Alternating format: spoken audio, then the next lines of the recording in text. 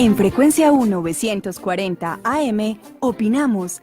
A partir de este momento, iniciamos la mesa política, una hora para compartir con nuestros oyentes el análisis y la reflexión sobre el acontecer político local, nacional e internacional. Un espacio en el que todas las voces tienen lugar, un espacio para reivindicar los derechos y promover la formación ciudadana. Un espacio para comprender el funcionamiento del poder en todas sus manifestaciones. La mesa política, una defensa de la democracia para reivindicar los derechos de las personas.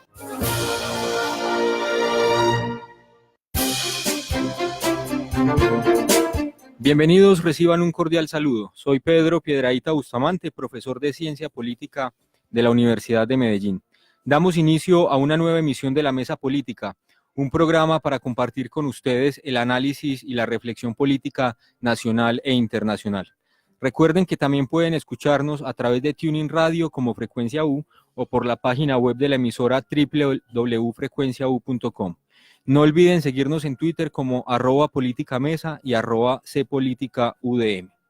Hoy continuamos con esta serie de programas con los aspirantes a la alcaldía de Medellín y el día de hoy nos acompaña en nuestra mesa política el aspirante Alfredo Ramos Maya para conocer un poco sobre sus propuestas e ideas de ciudad. Alfredo, es un gusto que esté aquí en la mesa política, bienvenido. Pedro, muchas gracias por la invitación, a Manuel, a Diego y a toda la audiencia. Siempre un orgullo y un honor poder hablar y presentarme y contar muchas cosas. Bien, también está con nosotros la estudiante Manuela Cano. Manuela, bienvenida a la mesa política. Hola, muchas gracias por la invitación. Estoy muy feliz de estar nuevamente acá y poder aprender un poquito más y llevar lo que vemos en clase a otro espacio. Y por supuesto, Diego Casas de Al Poniente. Diego, bienvenido. Pedro, hola, ¿cómo vas? Muchas gracias por la invitación y ya muy contento de estar otra vez con otro candidato del Centro Democrático, el segundo que entrevistamos acá en esta serie de entrevistas de candidatos. Sí, es cierto. En un primer momento, recordar que habíamos invitado a todos los candidatos a un mismo espacio. Por asuntos de agenda, pues no se pudo acordar que todos vinieran el mismo día. En esa ocasión estuvo con nosotros Ana Cristina. Hoy está entonces Luis Alfredo, Alfredo solo. Alfredo por Luis Alfredo. Eso, que también es de los precandidatos del Partido Centro Democrático. Alfredo, le cuento, mira, aquí yo tengo un montón de información suya, pues pero qué mejor que usted mismo nos cuente quién es Alfredo Ramos y cómo es que Alfredo Ramos termina en la política, porque yo aquí tengo que estudió fue Administración de Negocios en EAFIT y también hizo Derecho en la UPB. Pero ¿cómo es que un administrador de negocios y un abogado termina haciendo política? Pedro, así es, tengo 41 años, yo nací en Medellín, estoy casado con Juliana Hernández, tengo un niño de 3 meses que se llama Rafael, hijo de Luis Alfredo y María Eugenia. Ahí viene mucha vena política, hijo de un político de mucha trayectoria aquí en Antioquia. Y después de haber estado mucho tiempo en el sector privado, 10 años, donde trabajé en varias empresas antioqueñas, me siento muy orgulloso de hecho, porque todas son de capital colombiano, de talento colombiano. No voy a dar muchas marcas para no hacer promoción aquí gratuita, pero en diversas empresas del sector privado me invitaron a ser parte de la lista del Senado del Centro Democrático en el año 2000. Estamos hablando del 2013 para el Senado del 2014.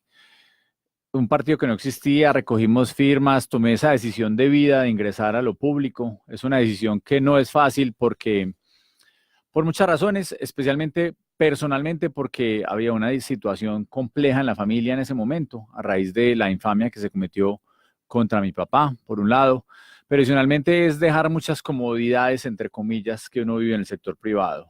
Es de un buen salario, de una rutina un poco más establecida, a pasar a un campo que me gustaba mucho. Siempre me ha gustado la política, pero me gustaba desde afuera, me gustaba ver los toros desde la barrera, no estar metido allá. Ayudaba, opinaba, daba ideas, ayudaba en las partes estratégicas, programáticas, pero nunca había hecho política. Y tomé esa decisión entonces, después de darle bastante pensamiento, empiezo a hacer esta carrera de lo público. Fui senador de la República 4 años y por eso fue mi ingreso. habíamos tomado siempre una decisión en familia. Mi papá, como siempre había hecho política, siempre habíamos sido muy respetuosos. O sea, por más que me gustara, siempre tenía muy claro que nunca habría política mientras mi papá estuviera en política. Se ve muy feo y yo entiendo a los ciudadanos que dicen, hombre, papás e hijos, qué pereza, y el delfín, y especialmente si se hace simultáneamente, siempre como papás e hijos metidos allá, yo queriendo, entendiendo lo público, queriendo siempre ayudar de alguna forma en lo público, nunca lo había hecho por ese respeto, más un respeto ciudadano, y en fin, fui 4 años senador de la República. No quise volverme a presentar por la lista del Centro Democrático. Ahora, si quieren, discutimos las razones, porque muchas tienen que ver con abrir las listas. A mí no me gustan las listas abiertas, creo en la política de listas cerradas. Ahora, si quieren, damos ese debate que es muy interesante. Y preferí guardarme, esperar para presentarme a la alcaldía de Medellín, prepararme, recorrerme la ciudad mucho más de lo que ya lo había hecho, pues todavía lo he hecho en el sector público, en el sector privado, pero profundizar mucho el conocimiento de los temas de ciudad. Y ahora estoy presentando mi nombre a la alcaldía de Medellín. Esa ha sido una trayectoria después de salir de la universidad, 10 años en lo privado. He sido emprendedor, he sido gerente, 4 años en el servicio público como senador de la República y ahora un aspirante a la alcaldía de Medellín. A eso me dedico las 24 horas del día, los 7 días de la semana, desempleado, no tengo empleo, estoy buscando empleo, que los ciudadanos me lo den a partir del 1 de enero del 2020. Alfredo, entonces, en el único partido que usted ha militado es el Centro Democrático. Pues previamente fui militante del Partido Conservador. Esta es una anécdota que no había contado. Un amigo me había dicho que era secretario general del Partido Conservador. 4 años antes me había dicho, venga, haga parte del Partido Conservador, tenemos que renovar esto. Y yo pues acepté el carnet. El día que me invitaron a ser parte del Centro Democrático, con mucho cariño devolví el carnet del Partido Conservador. Era militante pues activo, no activo, militante de carnet, pero realmente poco participé pues dentro del proceso del Partido Conservador. De ahí fui al Centro Democrático, que era un movimiento ciudadano, comenzó como movimiento ciudadano, y solo he pertenecido realmente, al menos como corporado y realmente activo militante del Centro Democrático. Bien, Diego Casas. Sí, Alfredo, me parece muy interesante la discusión que abrís sobre la lista cerrada, que era la que te gustaba, porque eso me da pie a preguntarte sobre la forma de escoger candidato a la alcaldía de Medellín. Cuéntenos cómo va eso y si a usted le gustó ese método. Pues el método, yo creo que los métodos son los temas más complejos de la política, siempre tienen pros y contras. Uno tiene un abanico de posibilidades, desde unas consultas abiertas, consultas de militantes, encuestas, dedocráticamente, la dedocracia o las convenciones. Hay muchas formas de hacerlo. A mí me gustan las fórmulas que sean lo más participativas y abiertas posibles, con mérito especialmente. Creo que el mérito, no solo político, no solo electoral, el mérito tiene que ganarse el corazón de los ciudadanos. En política especialmente se requiere no solo preparación, no solo argumentos, sino también una fórmula para que muchas personas puedan ingresar a lo público. En fin, aquí creemos que después de un proceso que fue exitoso de encuestas a la presidencia de la República, como se eligió el candidato del Centro Democrático, con foros y encuestas paralelamente, porque la mecánica es más completa, no es solo encuestas per se, son foros que estamos haciendo en la ciudad, programáticos, temáticos, en diferentes sectores de la ciudad, de sectores poblacionales. Queremos ir mucho a las universidades y de hecho el jueves tendremos aquí un foro en la Universidad de Medellín. Es muy importante porque eso es una interacción ciudadana y creo que el proyecto de foros y encuestas, foros, reitero, ciudadanos, encuestas en su gran mayoría de opinión pública, pero una parte también se le consulta a los militantes del Centro Democrático, se hace encuesta dentro de los militantes del Centro Democrático. Es una combinación interesante que muestra conexión con la opinión pública y también ganarse el afecto de personas del partido. Entonces creemos que sí. Y con otro tema muy puntual, y es que las consultas abiertas, a mí me gustan las consultas abiertas, las consultas donde cualquier ciudadano pueda participar. Esas consultas son buenas, pero cuando hay otra elección paralela, es decir, cuando no genera extra costos para el Estado, porque es bastante costoso hacer una consulta en una época fría, donde solamente eventualmente se elige unos pocos candidatos de un partido, es un costo económico alto que terminan pagando los ciudadanos y realmente con muy poca repercusión en términos de opinión pública. Pueden votar más fácilmente las maquinarias políticas, las estructuras políticas. No sale la opinión a votar con tanta facilidad esos días. Entonces creo que el mecanismo de encuesta es un mecanismo participativo, abierto, que genera opinión pública y que muestra realmente la conexión de las personas de alguna forma con los ciudadanos, de una forma mucho más clara que una consulta en época fría, que puedes apostarle más a las estructuras políticas, a las organizaciones, a los buses, a todo lo que realmente de alguna forma queremos erradicar del viejo clientelismo de la vieja clase política. Alfredo, yo quiero insistir en el tema que usted ahorita tocaba sobre las listas abiertas y las listas cerradas. Como es natural, todo partido político tiene facciones en su interior. Y eso quedó muy demostrado incluso en el Centro Democrático cuando fueron a elegir candidato a la presidencia. Y también la discusión fue ese tema de abrir listas o dejar las listas cerradas.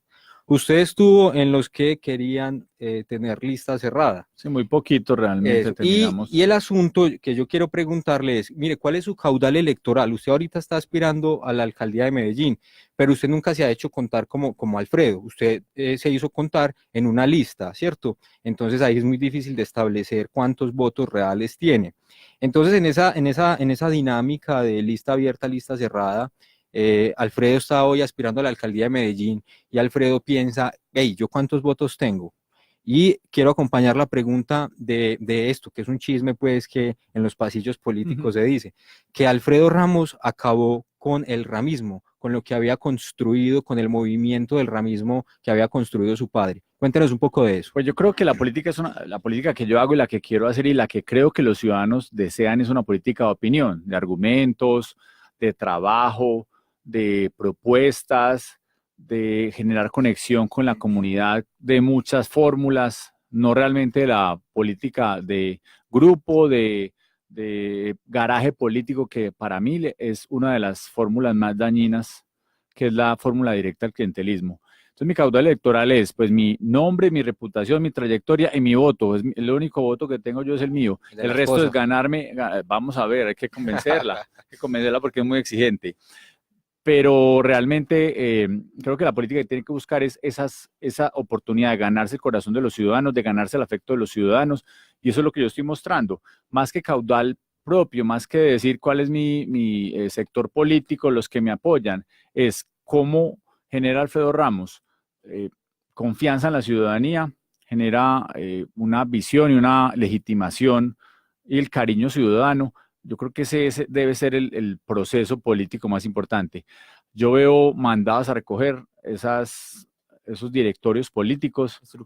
Exactamente, los directorios políticos, donde cada uno tiene a ver qué puestos tiene, qué contratos tiene, cuántos contratistas tiene en el municipio, en la gobernación, en la presidencia, en tal o tal entidad, que eso es lo que los ciudadanos aborrecen, no el sentido político del servicio, de la buena política, la política transparente, sino la del compromiso, la del negocio, la de por debajo, como apóyeme que yo le doy puestos y contratos. Eso le hizo mucho daño a lo público. Yo quiero es mostrar mi hoja de vida, mi trayectoria, mis propuestas, mi trabajo. Ese es mi gran caudal político, y lo que los ciudadanos, muchos activistas, muchas personas que se acercan con mucho cariño, me dicen, yo le quiero ayudar, yo le quiero aportar, yo le quiero dar ideas, yo quiero que me visite en el barrio, en mi casa, en fin, esa es la política que yo quiero seguir haciendo siempre, más que la de directorio, más que la de puestos y contratos que, reitero, los ciudadanos aborrecen y finalmente le abren la puerta al populismo. Entre otras cosas, el populismo se nutre del desprestigio de los partidos políticos tradicionales, de cuenta de esas malas prácticas. Y quiero insistir en eso. Dicen que usted fue el que acabó con el ramismo, que toda esa estructura política de su padre que construyó por muchos años, luego como que usted no la supo manejar y que hubo como varias peleas al interior. ¿Qué pasó con eso que se conocía en Antioquia como el ramismo? Pues nosotros llegamos a un partido que se llama el Centro Democrático, un partido nuevo que le apuesta a generar una unidad ideológica, una unidad de principios y una unidad de propuestas muy serias que en su momento generó una oposición muy grande al gobierno de Juan Manuel Santos, por una oposición que creo que fue constructiva, pese a que siempre fuimos bastante exigentes y rigurosos, también paralelamente siempre teníamos una propuesta a la mano, no nos quedamos solo con la crítica por la crítica. Entonces, si un partido político como el Centro Democrático quiere mantener y perdurar en el tiempo, tiene que fortalecer más que las pequeñas parcelitas políticas, tiene que fortalecer su identidad para generar opinión cada día. Y el gran voto del Centro Democrático, la mayoría del voto del Centro Democrático es un voto de opinión, no es un voto asociado a viejas estructuras que vienen de los partidos políticos tradicionales, que las hay dentro del Centro Democrático, pero que realmente lo único que generan es dificultades, pequeñas parcelas, pequeños feudos que pueden dar al traste con la buena política de opinión, porque de ahí salen de esos tipos de parcelas, empiezan a generarse todos los escándalos de opinión pública. Cuando personas que sin mérito llegan a la función pública solo porque son cuota de alguien, cuando unas personas creen que tienen que generarse contratos a su nombre, casi como se dice por ahí, como corbatas, sin hacer nada porque pertenecen a una estructura política, ese tipo de actuaciones generan un rompimiento real con la ciudadanía que espera es argumentos, propuestas, decencia, transparencia. Yo quiero representar un partido político, por un lado, que creo que es muy importante porque se tienen principios y bases, pero sobre todo a una ciudadanía que en su gran mayoría no tiene partido político, se considera independiente y vota por propuestas, por ideas, por buenos liderazgos. Diego Casas. Bueno, Alfredo, supongamos que el día de mañana vos ganas la consulta interna de los candidatos del Centro Democrático. ¿Estarías dispuesto a hacer una alianza o una coalición con el candidato de Fico, que al parecer es Santiago Gómez, y con el propio Juan Carlos Vélez Uribe? Yo creo que la coalición más importante que hay que liderar es una coalición ciudadana. La gran mayoría de personas no se sienten identificadas con los partidos políticos. Uno puede mirar en cualquier encuesta. 60 o 70% de los ciudadanos dicen que no se consideran de un partido político, se consideran independientes. Creo que por eso hay que ganarse una gran coalición con empresarios, con académicos, con sectores comunitarios, con estudiantes, con sectores sociales. En fin, es una gran suma de fuerzas políticas reales, no electorales, una fuerza de fuerzas políticas que viven en una ciudad o que viven en un departamento, que viven en un país. Creo que esa es la gran coalición. Eso también incluye a los sectores políticos. Entonces, claro, yo no soy una persona sectaria, yo soy una persona que tiene diálogo y hablo con cualquier persona y con cualquier interlocución, con cualquier interlocutor, siempre y cuando sea una persona decente, honesta, que no exija nada diferente a trabajar honestamente por la ciudad. Yo tengo el diálogo abierto con todos los sectores, académicos, empresariales, sociales, políticos, evidentemente, pero creo que no hay que darle tanta trascendencia al pacto, al viejo pacto electoral. Creo que hay que darle más trascendencia a la conexión con la ciudadanía y a la legitimación del cariño ciudadano. Ese es el que da la victoria, más que la transacción, más que el acuerdo en muchas ocasiones burocrático, ni siquiera programático, a lo que nos ha acostumbrado la vieja clase política. Alfredo, por ahí algunos analistas en la ciudad han dicho que para ser alcalde de Medellín en estas próximas elecciones hay que cumplir dos cosas. La primera, tener la bendición de Álvaro Uribe, y la segunda, tener la bendición de Fico Gutiérrez. Usted como que ya tiene más o menos una. ¿Cómo están las relaciones suyas con Fico Gutiérrez? ¿Cómo se la lleva usted con Fico y, como decía Diego Casas, con su candidato Santiago Gómez? Yo le digo, la primera, la más importante, la ciudadana. Esa es la más trascendental para ganarse la alcaldía. Aquí ya nadie gana ni de nombre, ni de apoyo, ni de respaldo de A, B o C. Claro que el apoyo del presidente Uribe, al que respeto y admiro mucho, es supremamente importante, pero el apoyo del presidente Uribe sin un buen candidato no sirve. Hay que tener fondo, hay que tener preparación, hay que tener claridad sobre los temas de la ciudad y eso le interesa mucho más a los ciudadanos. Tengo además una excelente amistad con Federico Gutiérrez, lo apoyé en su primera campaña. Espero también que me ayude. Él no puede participar en política, entonces yo pues no voy a salir a decir que soy el de Fico, ni mucho menos, ¿no? Yo tengo una gran amistad con él, respeto mucho su trayectoria. Es un hombre que se ha ganado a pulso el cariño de los ciudadanos, se lo ha ganado con su carisma, con su trabajo. Creo que tiene unas muy importantes ejecutorias A mí me parece que ha hecho unas cosas supremamente buenas, otras que mejoraría, porque evidentemente como gobierno no tiene la capacidad absoluta de hacer todo y hacerlo perfectamente, pero definitivamente es un gran líder, una persona con un gran futuro político, y es una persona que seguramente va a tener mucha incidencia en quién puede hacer, sin decir que hay un determinante, pero va a tener incidencia en quién puede ser la persona que lo reemplace. No me queda la menor duda que es un alcalde con gran prestigio y que muchas de sus políticas y muchos de sus programas van a ser trascendentes para la elección del candidato. El que siga muchas de las buenas gestiones del alcalde Federico Gutiérrez va a tener también mucha cercanía con la ciudadanía. Manuel Acano. Bueno, la pregunta que quiero hacerte yo en esta ocasión es muy concreta. Alfredo Ramos, como candidato a la alcaldía de Medellín, ¿cuáles ve o cuáles son las problemáticas más grandes que tiene la ciudad o cuáles son esos desafíos que debe afrontar en caso de ganar las elecciones? Son muchísimos, Manuela, y yo creo que ahí depende en el sector que me mueva, depende de la zona de la ciudad o depende eh, del sector gremial con la persona que uno hable, puede haber tres respuestas. Creo que hay tres que son las más determinantes. Una problemática de seguridad supremamente grande, donde hay en Medellín casi 250 combos que terminan en algunas ocasiones, inclusive desplazando al Estado y además con gran poder económico, mandando en la ciudad, y eso es algo que nosotros como líderes públicos tenemos que combatir con toda firmeza.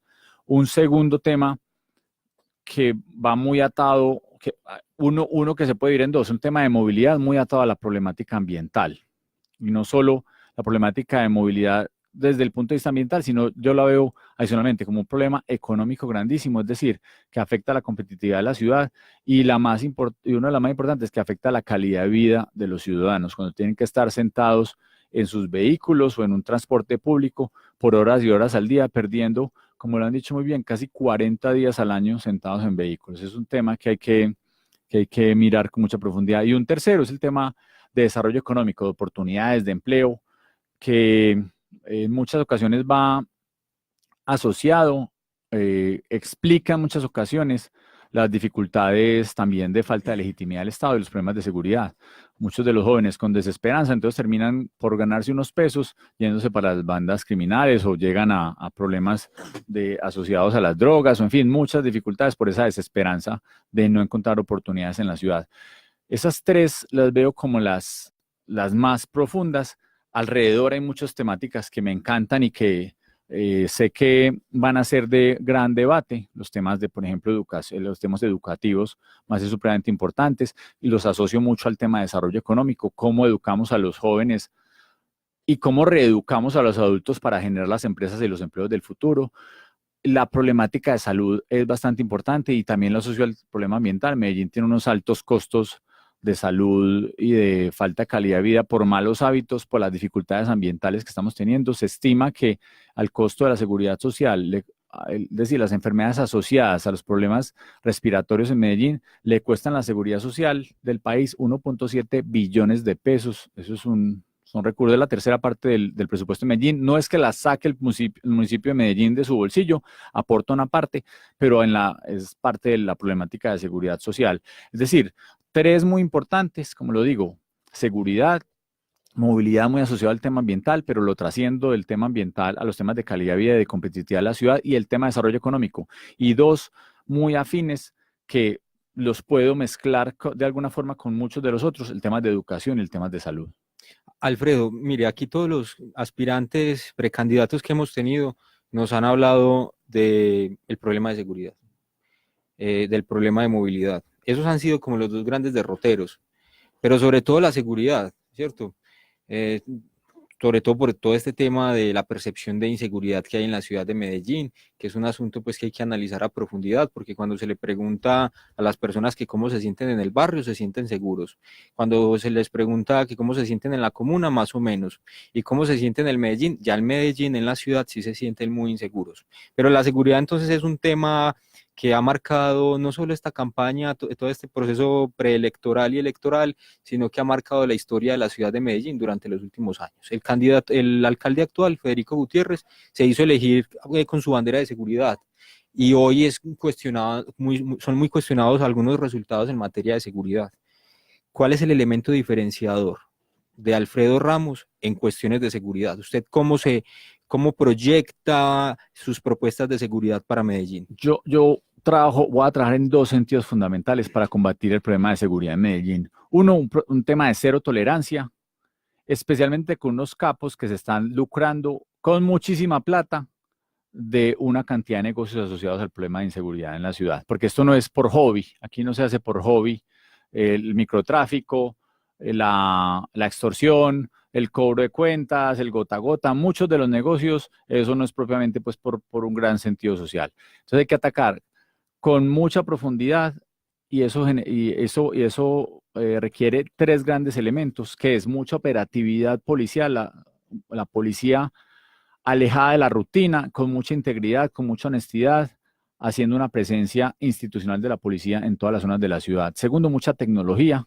la tecnología que potencia el accionar del Estado, que hoy lo que busca especialmente es disuadir y prevenir la comisión de delitos, y la tecnología nos ayuda mucho. Y tres, mucha profundidad en la inteligencia criminal, especialmente para ir por los recursos de los criminales. Entonces, cero tolerancia con esos tres grandes elementos y paralelamente una profunda e innovadora fórmula social, que también veo tres elementos fundamentales. Uno, que el Estado se gane el corazón y el cariño de los ciudadanos.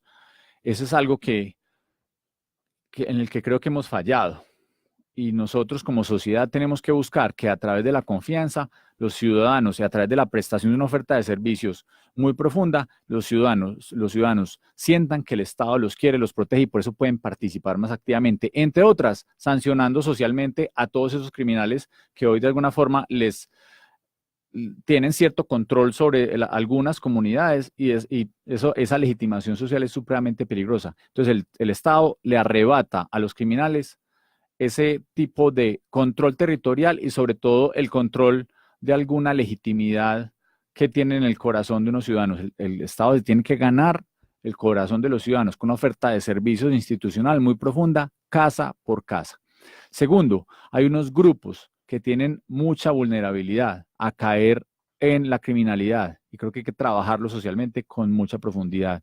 Hablo de tres muy puntuales. El primero, los jóvenes, muchos que ni siquiera están dentro del proceso educativo, y los jóvenes hay que generarles esperanza, hay que generarles oportunidades y a los que están metidos hay que darles una mano generosa para que se salgan de la criminalidad.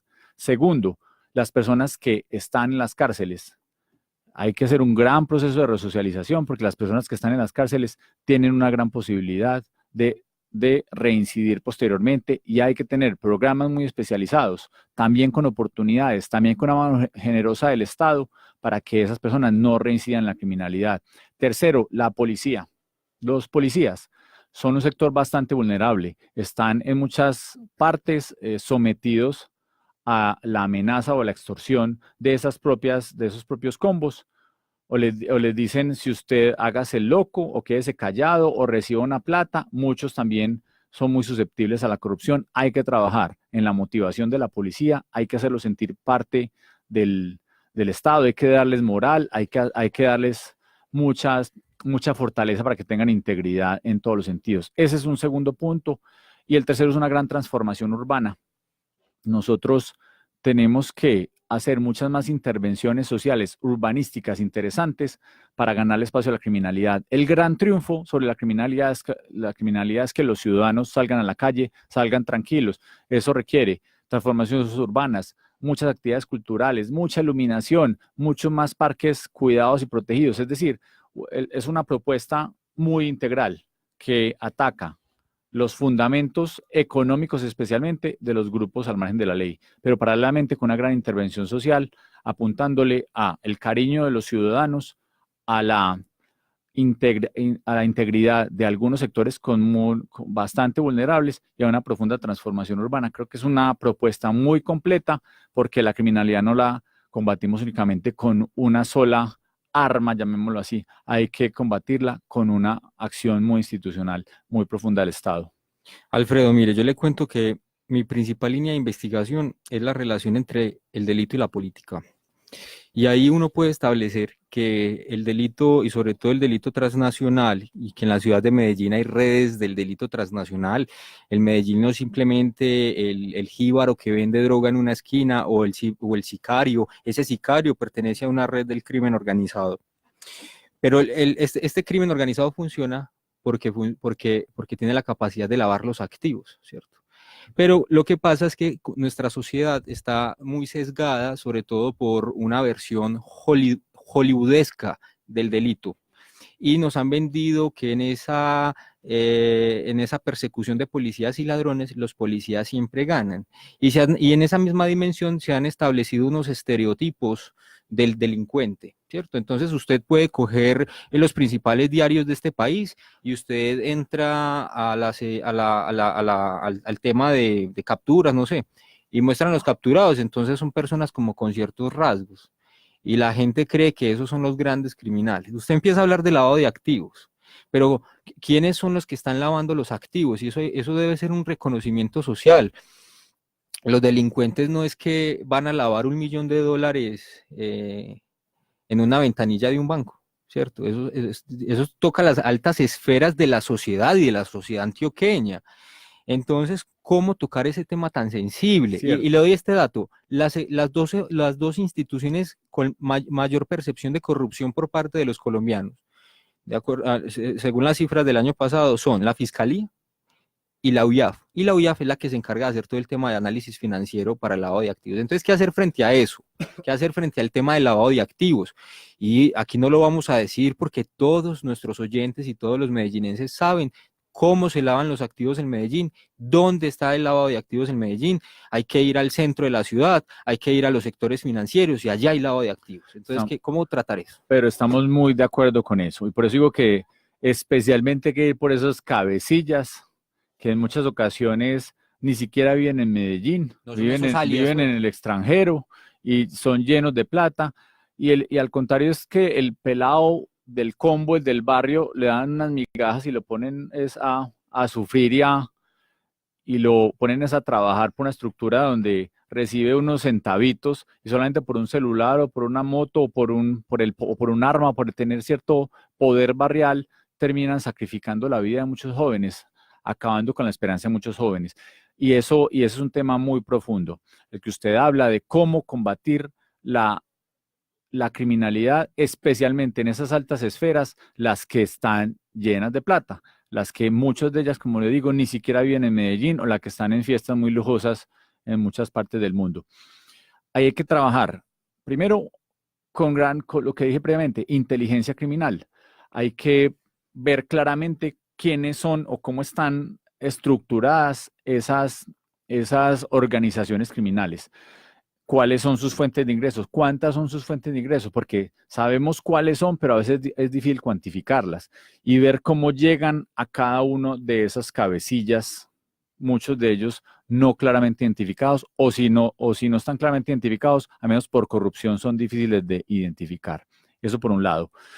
Paralelamente, parte de la participación ciudadana y ganarse el cariño y la legitimación de la ciudadanía está en eso, en que no sea bien visto tener un vecino que uno no sabe de dónde son sus ingresos y tiene un super apartamento y el tipo tiene unas actuaciones supremamente extrañas y aquí nos empezamos a hacer los locos en la ciudad.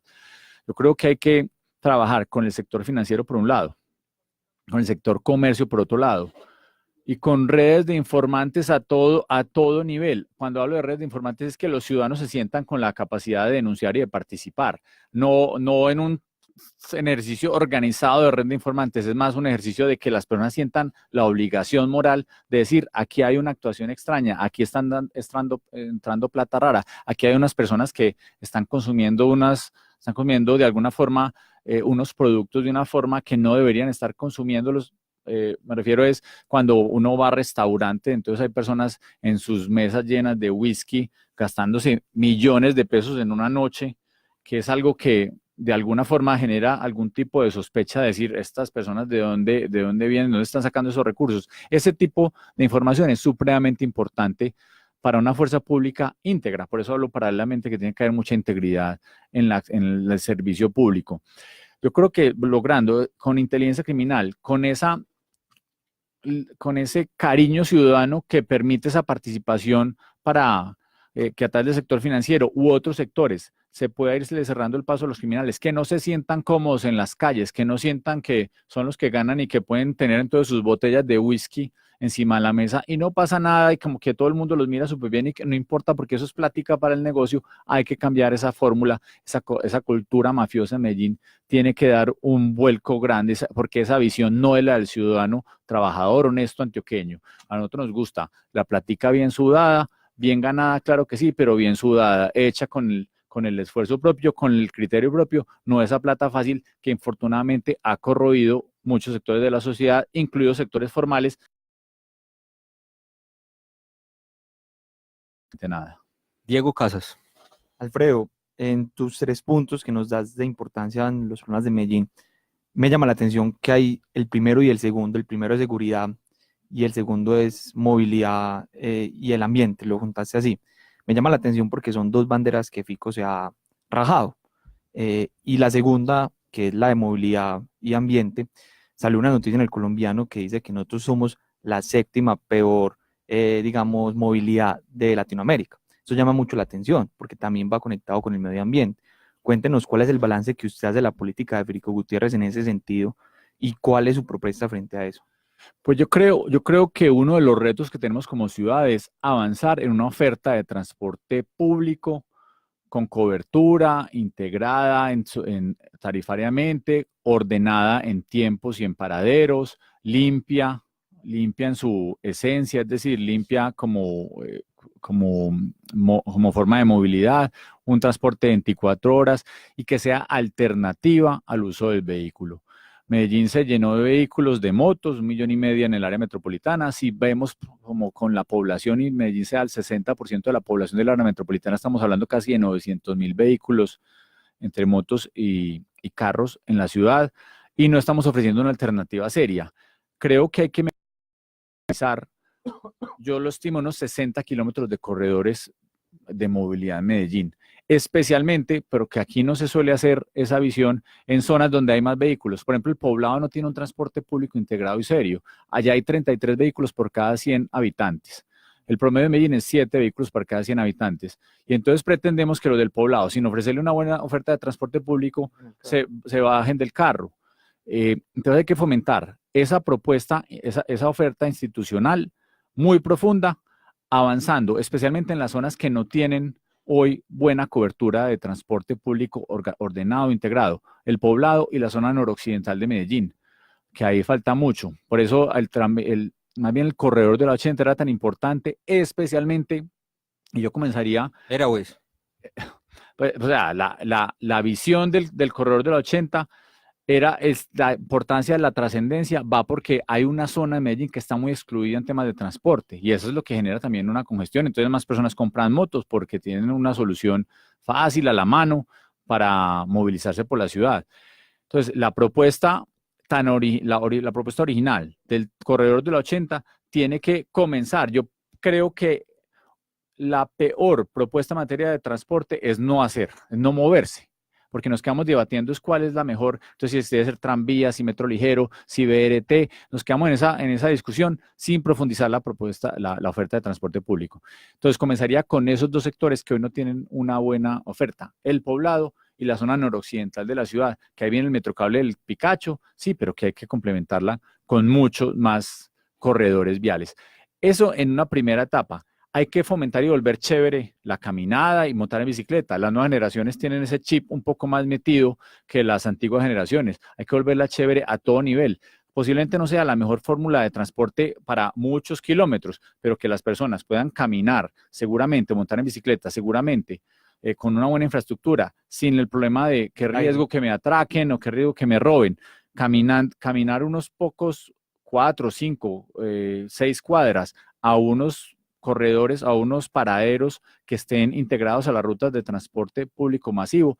Eso sí que es importante. Entonces vamos combinando alternativas y con unos cambios paralelamente en el uso del vehículo. Hay que hacer un uso racional del vehículo, bajar a las personas de esa necesidad y esa casi adicción que hay al vehículo y cambiar rápidamente a tecnologías. Uno para vehículos eléctricos, que va a ser muy lento el cambio para que 1,5 millones de vehículos pasen a vehículos eléctricos, pero cambios en los combustibles paralelamente para mejorar nuestra calidad ambiental.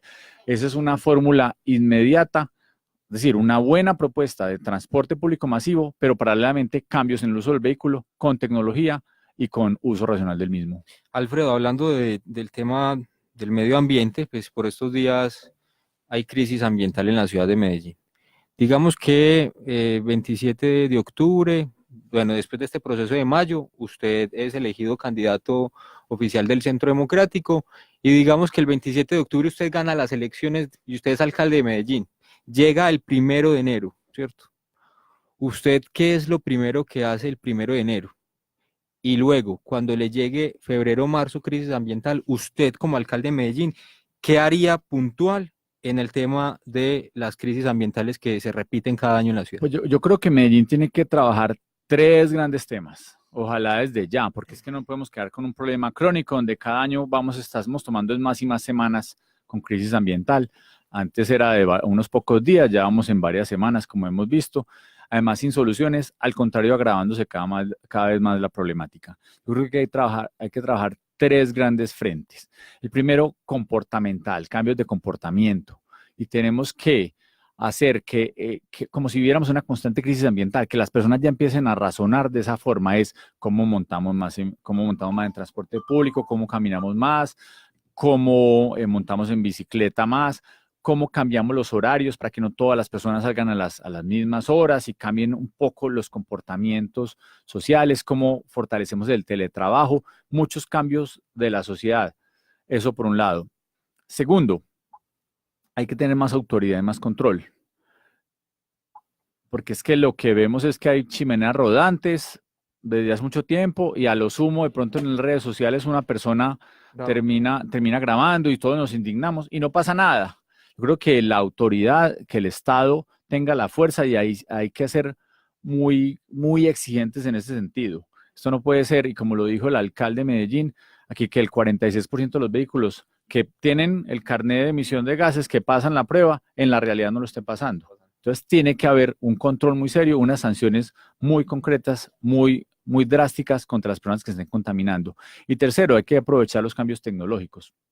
Como lo dije previamente, desde cambiar los combustibles de Medellín, fortalecer los biocombustibles para reducir la acción perniciosa de los combustibles que tenemos, cambiar los filtros de los vehículos, avanzar con el ejemplo especialmente del Estado hacia una movilidad eléctrica. Aquí el municipio de Medellín no puede estar diciéndole a los particulares, tengamos el transporte, tengamos todos vehículos eléctricos. Yo digo, no solo los de transporte de público masivo, los vehículos del municipio, los de los contratistas, los vehículos oficiales, empecemos y avancemos en ellos con ejemplo a que sean vehículos eléctricos. Ese tiene que ser cambios tecnológicos profundos y hay que empezar debates grandes de ciudad, como el de las torres de purificadoras de aire. Si tenemos unas plantas de tratamiento de las aguas del río Medellín, ¿por qué no empezamos a pensar, como ya existen en otros países, en plantas o en torres purificadoras del aire como una inversión social importante, ambiental, y ahí hay muchos recursos del área metropolitana, recursos del gobierno nacional y recursos locales que podrían empezar a mejorar la calidad del aire en muchas zonas,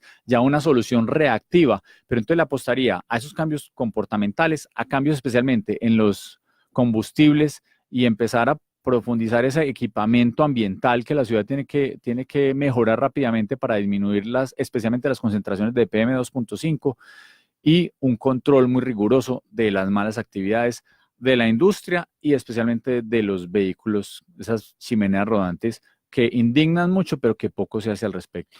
Alfredo, ya para ir cerrando nuestro programa, ¿usted estaría de acuerdo como alcalde de Medellín el próximo año de tener pico y placa todo el día en la ciudad?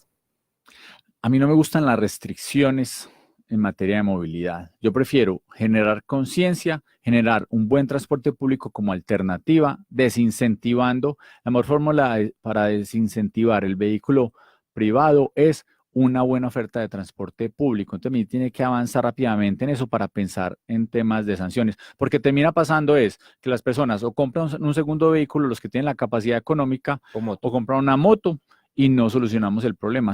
Le decimos, la volvemos creativa y le generamos un negocio a algunos particulares que dicen, ah, buenísimo, porque pusieron, entonces los carros de segunda se venden más, se venden motos económicas como una alternativa y no terminamos solucionando el problema ambiental. Creo que es más, generemos conciencia, uso racional del vehículo y una fuerte apuesta por el transporte público masivo, integrado y limpio. Para cerrar, unas preguntas de rápida respuesta. Así es. Diego Casas. Alfredo, el último libro que te leíste. Estoy leyendo uno que se llama Intelectuales y Sociedad, de Thomas Sowell. Lo recomiendo mucho, me encanta. Es cómo han fracasado los intelectuales en la definición de políticas públicas. Muy recomendado. Concejal favorito en este periodo. Concejal favorito. A mí Concejala. No, yo admiro mucho, por ejemplo, la concejal Paulina Aguinaga, me parece que ha hecho un trabajo supremamente serio. La concejal Natalie en su lucha por los niños, creo que ha hecho una tarea supremamente importante. Yo tengo buenos amigos en el consejo, me queda difícil pues ya mencionarlos unos. Simón Molina en los temas ambientales ha hecho unos debates interesantes. ¿Cuál es el lugar favorito suyo en la ciudad de Medellín? Me encanta mi casa. Mi casa es mi lugar favorito en la ciudad de Medellín porque estoy con mi bebé y lo veo muy poquito. Pero si voy a estar en un sitio muy específico, hay unas vistas en Medellín que me encantan. Si voy a Santo Domingo Sabio, me encanta la vista de la ciudad desde ese lugar. La vista que tiene Medellín arriba, desde las Independencias, en las escaleras eléctricas, en la Comuna 13, es una vista espectacular. Esos son sitios donde si uno quiere darse unas mini vacaciones en Medellín, recomiendo estar en esos lugares. Alfredo, muchas gracias por estar en la mesa política. A ustedes, muchísimas gracias. Pedro, Manuela, Diego, muchísimas gracias por este espacio y quedo muy atento a todas las invitaciones que nos quieran hacer aquí en adelante y a los oyentes. Ahí está Alfredo Ramos, si los llaman, si los encuestan, está el nombre de Alfredo Ramos, Gerencia Moderna para Medellín. Quiero entregarle mi experiencia, mi conocimiento, mi pasión, mis resultados a esta ciudad. Muchas gracias. Muchas gracias. No olviden seguirnos en Twitter como @politicamesa y @cpoliticaudm. Hasta una próxima oportunidad. Finalizamos la mesa política, una hora en la que compartimos con nuestros oyentes el análisis y la reflexión sobre el acontecer político local, nacional e internacional. Un espacio en el que todas las voces tienen lugar, un espacio para reivindicar